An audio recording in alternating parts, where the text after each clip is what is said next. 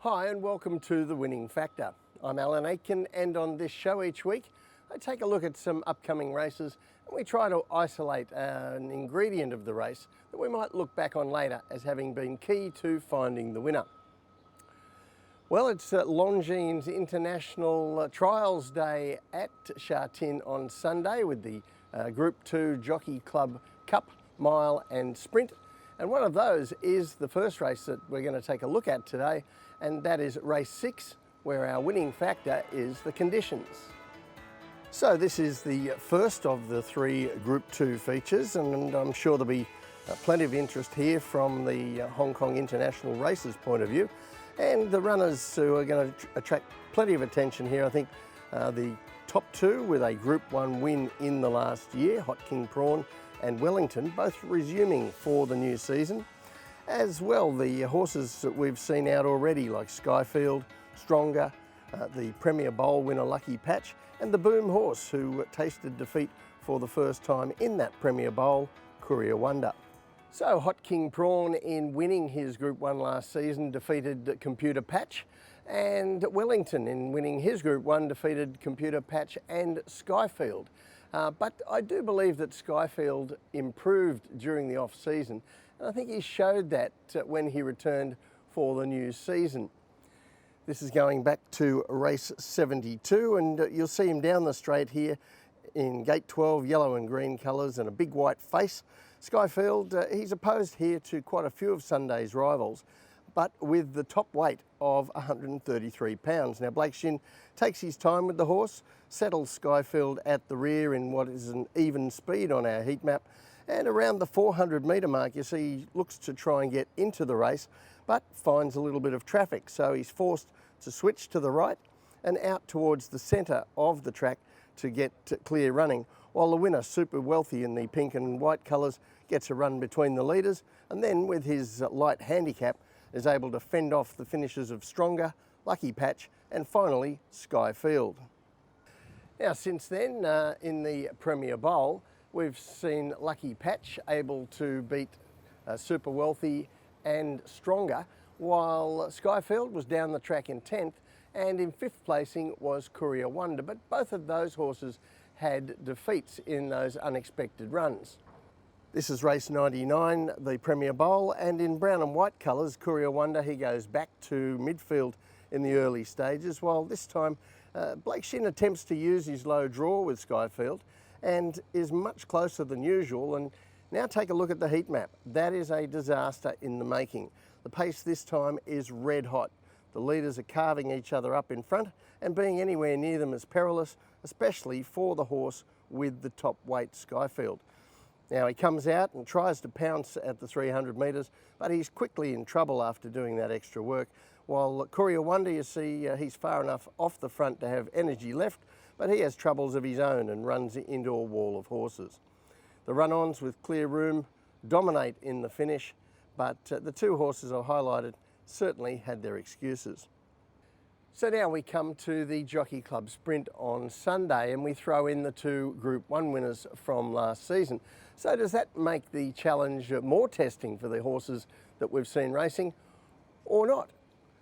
And if we have a look at these tables I'm going to show you, these Group 2 races with the set weights and allowances in Hong Kong, there's only 4 of them or 5 of them a year, and they've always fascinated me.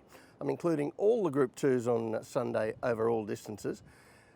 The Group 1 winners in these races concede only £5 to their non-Group 1 winning rivals in the past year, but that £5 seems to be the weight of the world. It doesn't seem like it's much, but it's very significant. In the last 10 years, only 10 of these races have been won by the horses carrying the extra £5.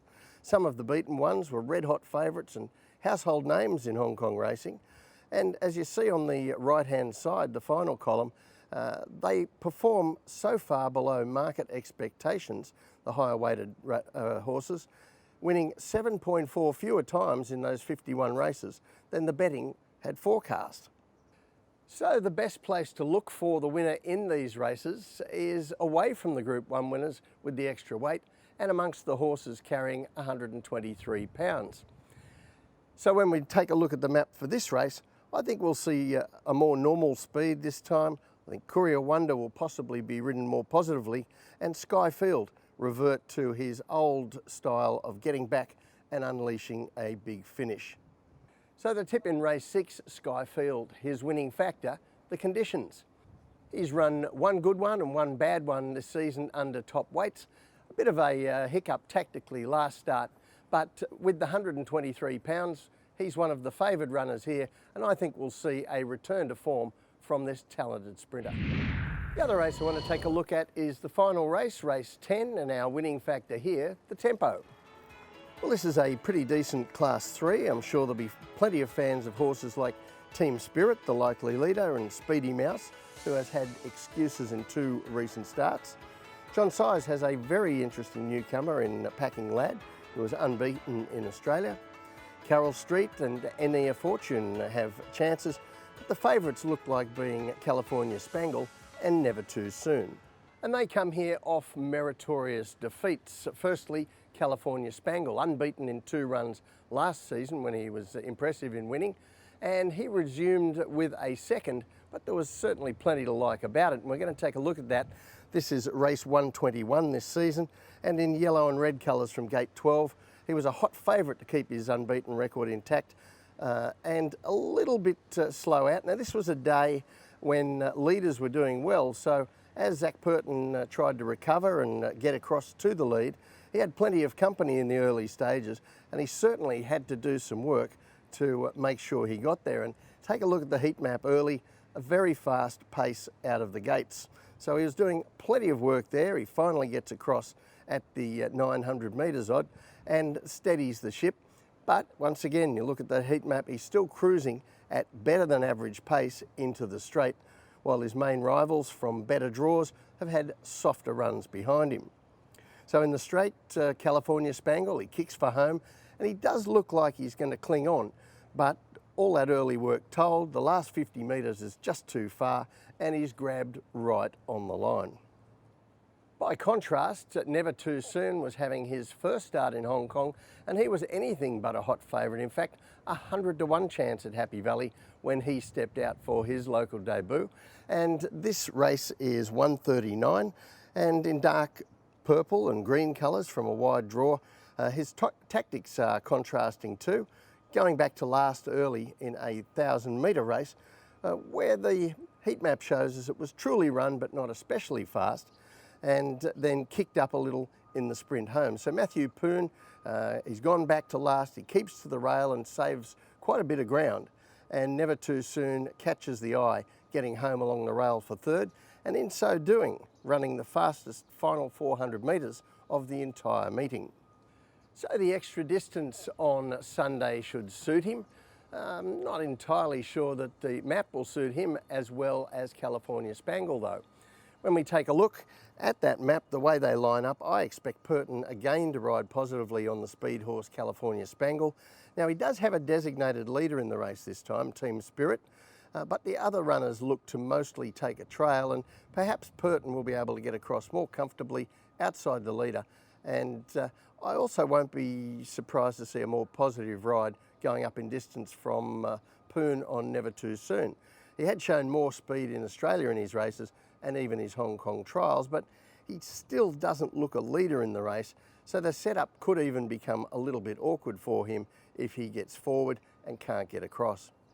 So the tip in race 10, California Spangle. His winning factor, the tempo. He just did too much work early last time, and that cost him his unbeaten record. I don't think he'll have to work nearly as hard on Sunday, and that looks a much kinder situation for him. Well, that's it from the winning factor for this week. Enjoy the Group 2s on Sunday. We'll see you next time.